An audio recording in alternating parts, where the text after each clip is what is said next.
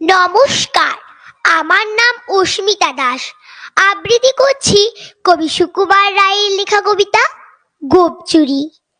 Head অফিসের বড় বাবু, লোকটি বড় শান্ত। তার যে এমন মাথার ব্যামো কেউ কখনো জানতো। দিব্যি ছিলেন খোশ মেজাজে, চেয়ারখানি চেপে। একলা বসে ঝিমঝিমি হঠাৎ গেলেন খেপে। আটকে উঠে হাত পা ছুড়ে চোখটি করে গোল। হঠাৎ বলেন, গেলুম গেলুম, আমায় ধরে তোল।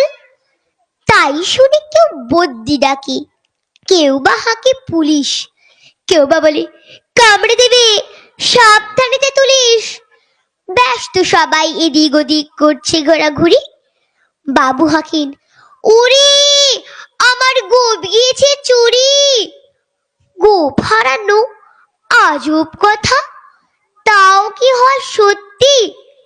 গোপ জোড়া তো তেমনি আছে, কমেনি এক রত্তি। সবাই তারে বুঝিয়ে বলে, সামনে ধরে আয় না। মোটেই গোপ হয়নি চুরি, কখনো তা হয় না। রেগে আগুন তেলে বেগুন তেড়ে বলেন তিনি, কারো কথার ধার ধারি নেই, সব বেটাকেই চিনি। নোংরা ছাঁটা খ্যাংরা ঝাঁটা বিচ্ছিরি আর ময়লা, এমন গোপ তো রাখতো জানি শ্যাম বাবুদের গয়লা।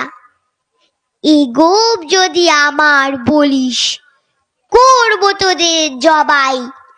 এই না বলে জরিমানা করলেন তিনি সবাই।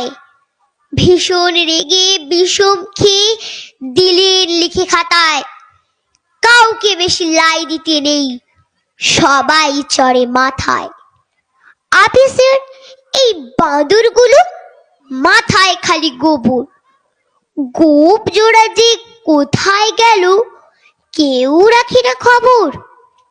ইচ্ছে করে এই বেটাদের গোপ ধরে খুব নাচি, মুখগুলোর মুন্ডু ধরে কোদাল দিয়ে চাঁচি।